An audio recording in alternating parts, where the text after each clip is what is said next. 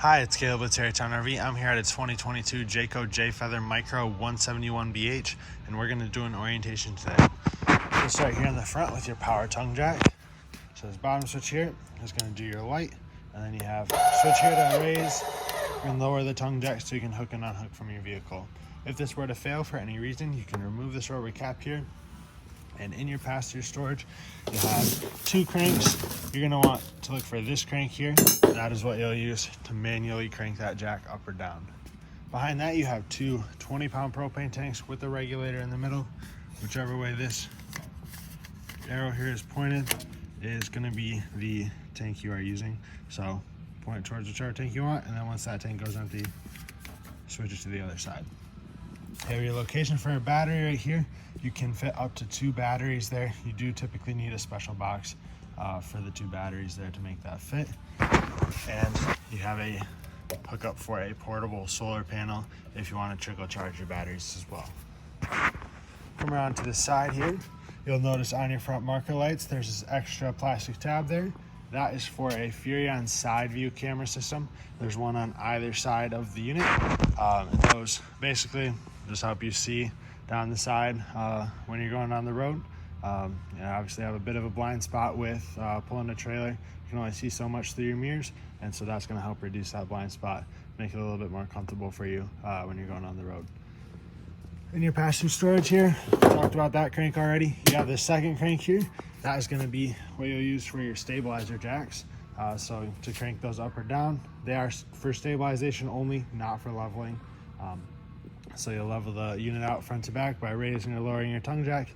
You'll level it out side to side by putting boards or blocks underneath your tires. Once you have that level, you'll put your stabilizers down, put just a little bit of pressure on them, and their purpose is to just keep the trailer from moving around while you're using it. You can also use a 3/4 inch socket on a drill for those. Makes things go a little bit faster and easier than cranking it by hand.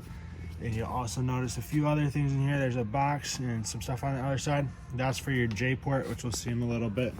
You do also have your battery disconnect here. So if I turn that, that's gonna shut off power to the unit. And it disconnects your battery there. So that's generally used for storage. Next we have your water heater. This is a gas and electric water heater. Down at the bottom here, you have your drain, and then your anode rod here as well. That is gonna be what you use to plug the drain. You'll put it in there, tighten it down with a 1 1/16 inch socket.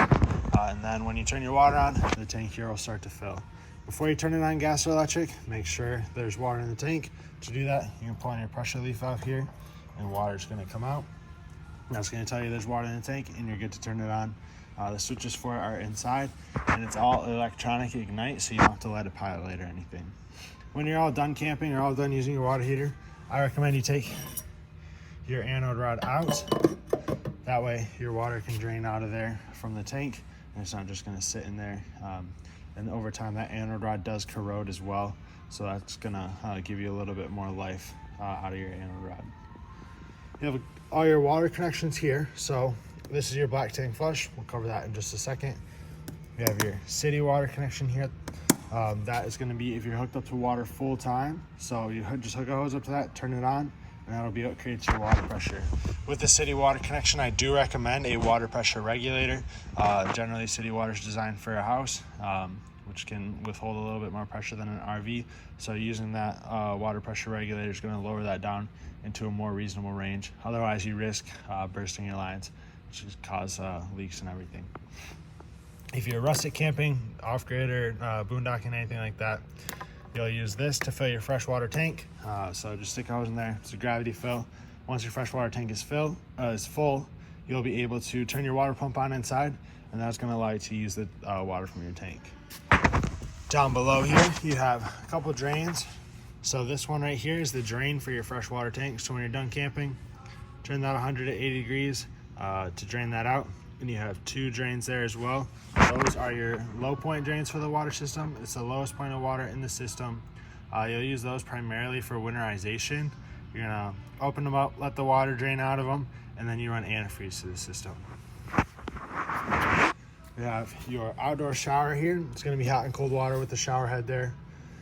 You have a few stickers with vehicle information on them. There's tire pressures, cargo capacities, dry weights, things like that for you to reference if you need that. We have your 30 amp power hookup with standard 30 amp twist lock cord. I do recommend a 30 amp surge guard in line with that to help protect the electronics on the unit. In the event of a power surge, it's a lot cheaper to replace the surge guard than it is to diagnose and repair the electrical on here. In the back, just below your storage door, you have your sewer drains. So you have two pull handles here. They are color coded for you. So on the left is your gray tank handle. On the right is your black tank. Black tank is going to be for the toilet. Gray will be dirty sink and shower water. When you go to drain these, you want to do it in kind of a specific order. So you'll put your sewer hose on first, then you'll pull your black tank handle, let that drain out. Once that's empty, pull your gray tank handle, and that gray dirty sink and shower water will help to rinse the black toilet water out of your hose. Once the gray is done, close it. You'll leave your black open, and that is when you'll use your black tank flush here. So it looks just like your city water connection. You hook a hose up to it, turn it on, and that will spray directly into your black tank. It's gonna help to clean off your sensors and just rinse out any waste that's left in there. So you can run water through there for 5 or 10 minutes, should be all you need. Then turn your water off there. Come back here to your drain. You'll close your slide valve there, take your sewer hose off, put your sewer cap on, and you are all set. And with your sewer hose, you are able to store that right in the back here. There's a little storage tube for it since you don't have a traditional 4x4 bumper. Next, we have the big access to the storage. You can see the bunk is flipped up right now. There's a little latch for it here. That's going to secure that in place. And you do have a couple D-hooks on the floor as well, so you can tie some stuff down. If you want to use the bunk for a bed, obviously you just come out here, release that pin, and you can set that down. You do still have access to a little bit of storage, you just don't have the height there anymore. And in the back corner here, you have input for cable or satellite. So if you're staying at a campground that has cable hookup, or if you have a portable satellite dish, that is where you'll hook your coax up to. On the back here, you have your spare tire, same size and everything as your 2 tires that are on it right now. And you have ladder here as well. That ladder is removable. You'll see it's got a couple pins here, and it kind of hooks in place up top. So you can remove that if you don't need it. It gives you a little bit more clearance on the back. It sits pretty flush with the end of your spare tire there though too. And you are prepped for a Furrion backup camera as well. So that would be in addition to the side view cameras, or you could just get this or just the side view. But basically it's just gonna allow you to see behind you, similar to a backup camera in your car. Come around here to the side. This is where your J port is at.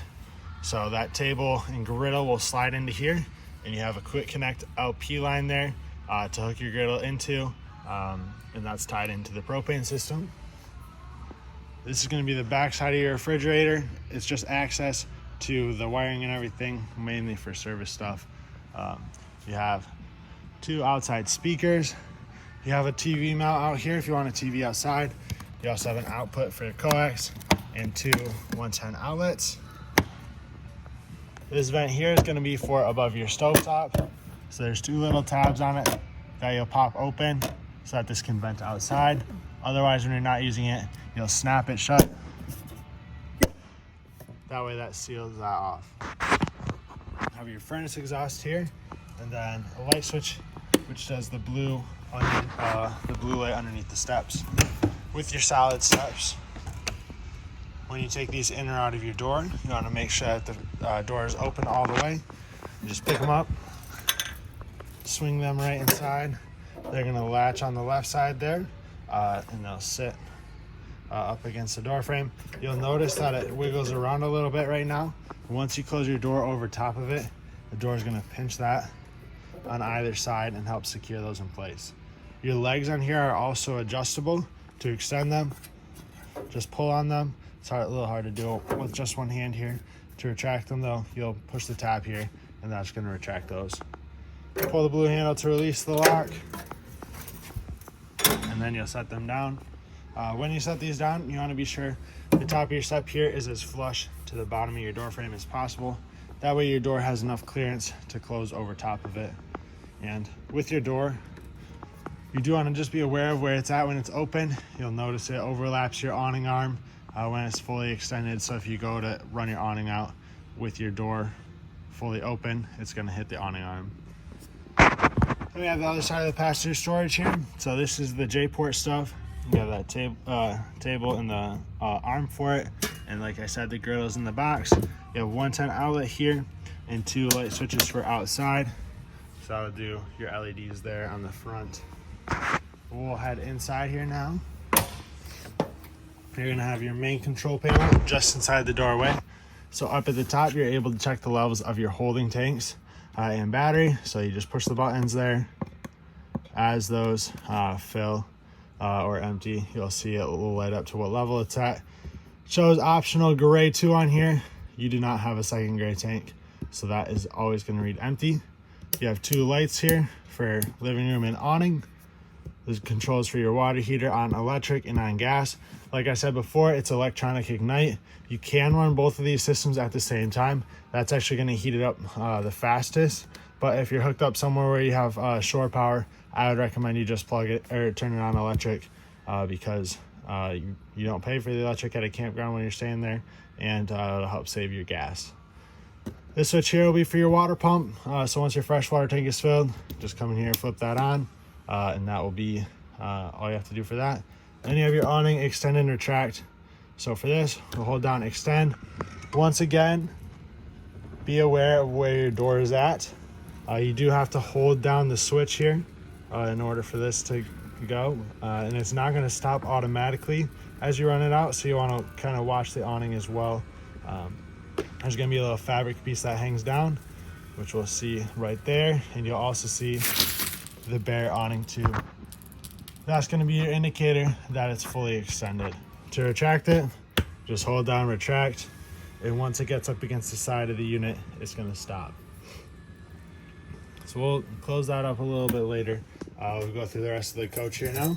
So you have your keys here on the sink. Silver keys are going to be for your entry door and for your compartments. These black keys only go to the outdoor shower. We have standard 110 microwave here. It's going to work just like a microwave would at your house. You'll notice the plug-in for it is right here. You also have this Jayco bag that's going to have your owner's manual and different manuals for your different appliances and everything. Got a fan and a light for a stovetop. This glass cover just folds up into the back, creates an extra backsplash there. And to light this, turn it to the flame icon. Turn your igniter to the right until your burner is lit. There's no gas in the system right now, so it's not going to light. But once it lights, then you can set your temperature. This igniter turns to the right only as indicated by the arrows on that. And then you have a light switch here to light up the controls. Just be sure when you're done using this that you fold the cover back down. There's little rubber tabs on either side that are going to help to secure it in place. And below that we have your breaker box and fuse panel. Everything is labeled in here for you right there and right there to make it nice and straightforward. Then we have your 12-volt Furrion refrigerator and freezer. So pretty decent size here. And up at the top is going to be your controls for everything. So you just turn that dial to what temperature you want, and that'll set the temperature for the fridge and for the freezer. We'll step into the bathroom here real quick. So you have your shower over here on the right, or the left rather, full surround there, and a skylight up top. Medicine cabinet, sink, and some storage underneath. And then you have your toilet with the foot pedal flush. Halfway down brings water into the tank, all the way down, or brings water into the bowl. All the way down will flush that into your holding tank. Then you have 2 light switches here. This one obviously does your light. This one here does your ceiling vent fan.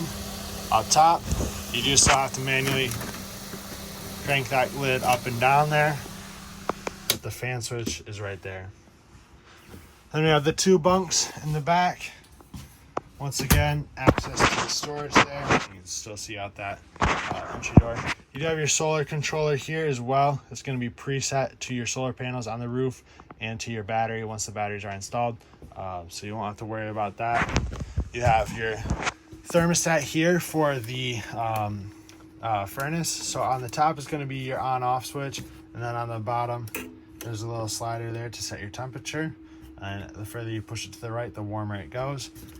For this switch on the top, you want to hear it.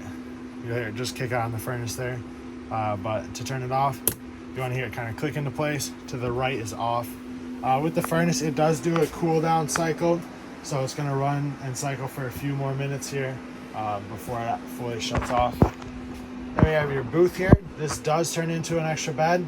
To do that, take your tabletop off of the legs, pull the legs out of the mounts on the ground, and then you'll take your tabletop and you'll set it on these ledges all the way around. And then you take your rear cushions here and you'll set those on top to fill in the gap. These cushions are Velcroed to the back there. Then we have your front bed storage up above that. There is a vent fan up here as well. Once again, manual crank. This one is a slightly different style than the one in the bathroom.